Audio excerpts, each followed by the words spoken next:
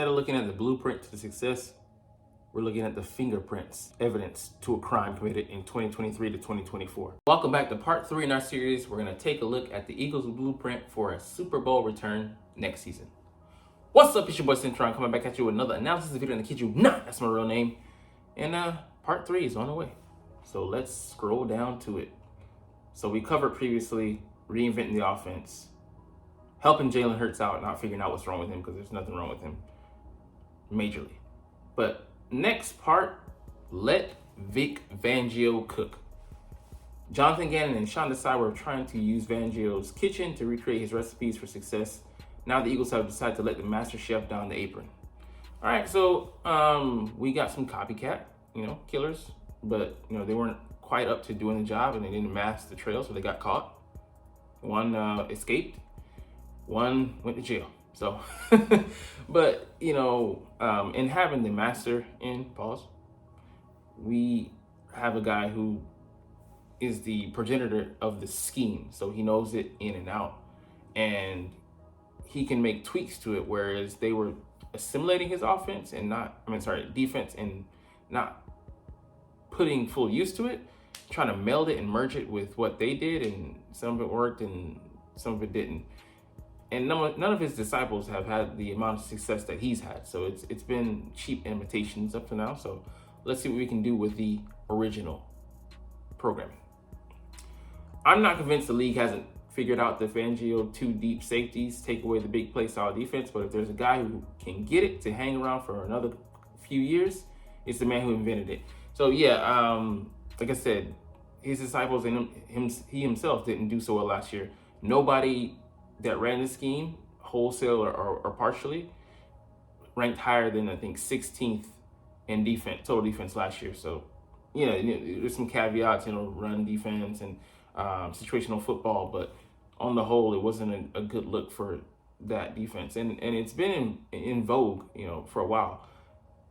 5 or 6 years ago, it was ahead of the curve in stopping those big play offenses. But then, as things go, the ebb and flow of the league, teams have now, not teams, coaches and think tanks have thought of ways to work around that.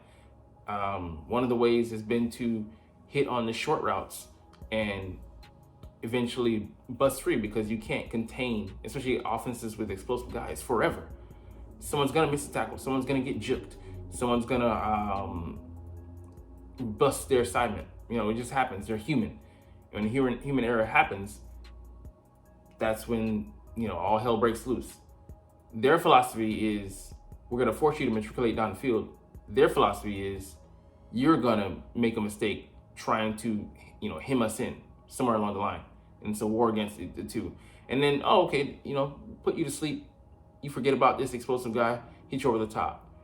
So it's a cat and mouse game, and the mouse has gotten a lot smarter. It's looking a hell of a lot like Jerry. Who knows if the 2023 season would have gone differently had Fangio not taken the job in Miami?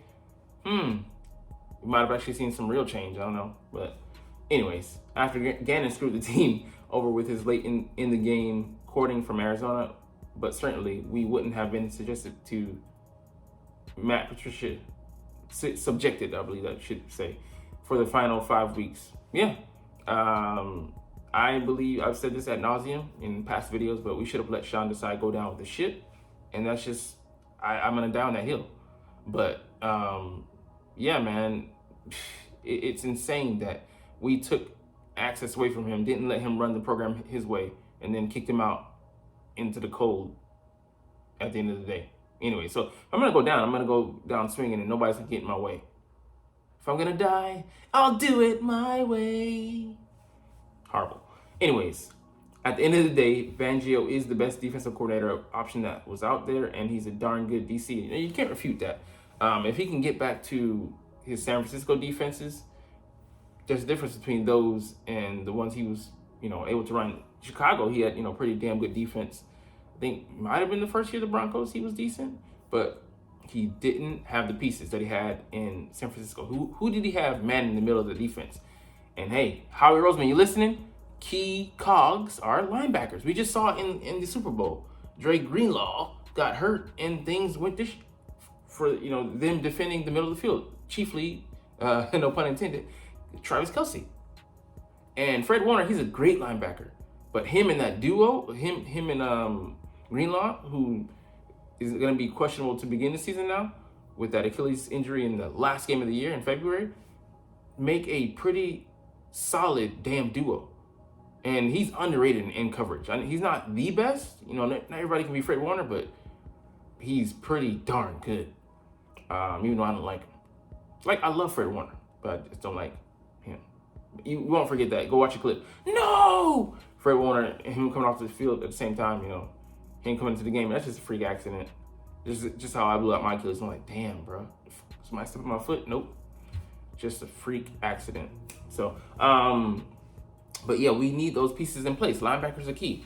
I got off track. Navarro Bowman and Patrick Willis. And Navarro Bowman was the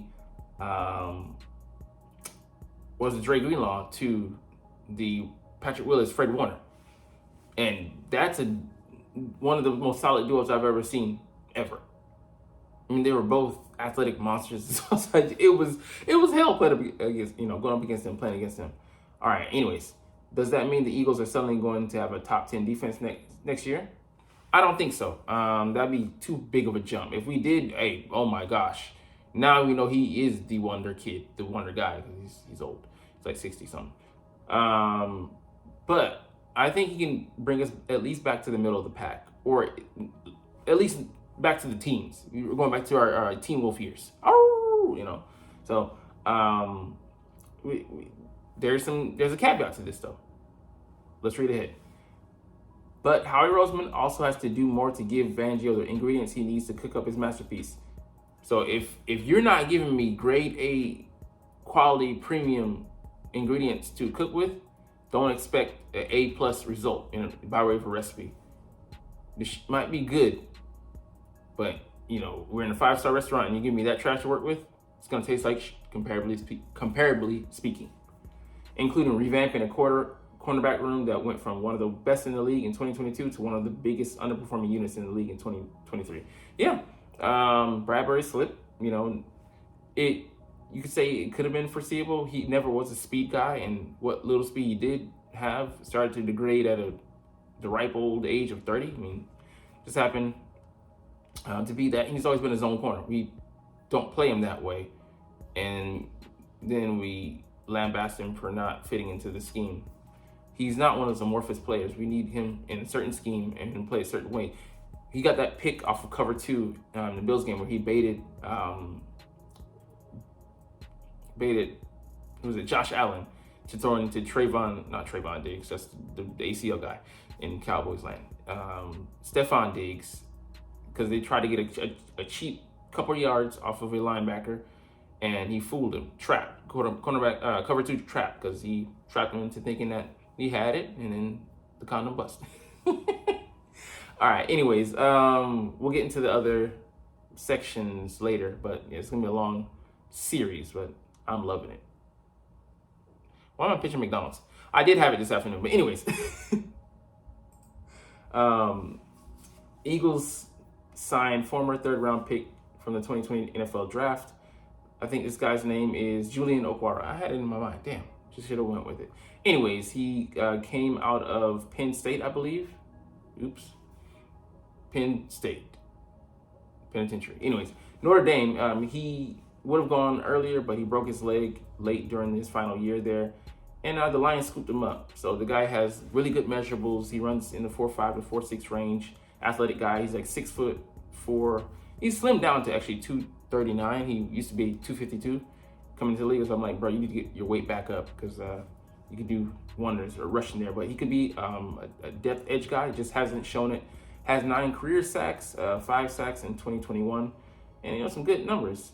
6 TFLs, so he was getting back there regardless of whether he was second quarterback or not. 9 QB hits, 1 forced fumble, and 1 interception. So I mean, the guy's got an athletic profile.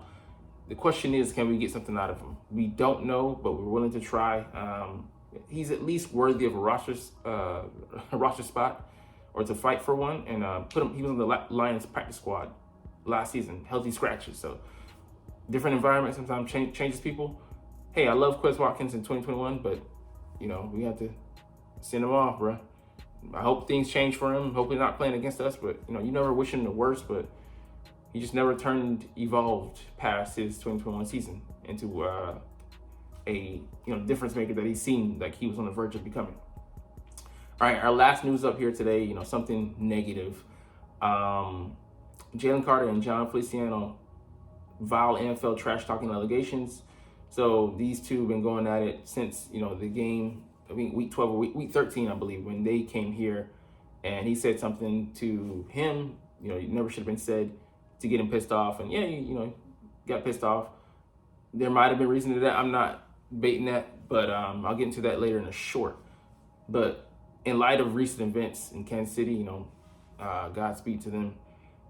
Something that just never should happen. The NFL is now launching an investigation, and these things should be taken seriously. Whoever is wrong in this, if both parties are wrong, this needs to be resolved. There's no room in the game really for this, and it really underscored that today when the tragedy unfolded and people were hurt and worse. Anyways, we'll get up out of here. Sorry to end on a sour note, but we're gonna chunk the deuces. But you're not even watching, no, but it's all good because I love talking about the Eagles and I love making these videos. So, like I said, we're gonna get the out. No, I mean, this is my career, but you gotta get out. Anyways, as always, it's Fly Eagles Fly, and let's motherfucking go. Forgot my slogan. Damn. Like, comment, share, subscribe if you Thanks for watching. Check me out at Cintron, Cintron Anime, Cintron Life, or Cintron Laughs, or other social media.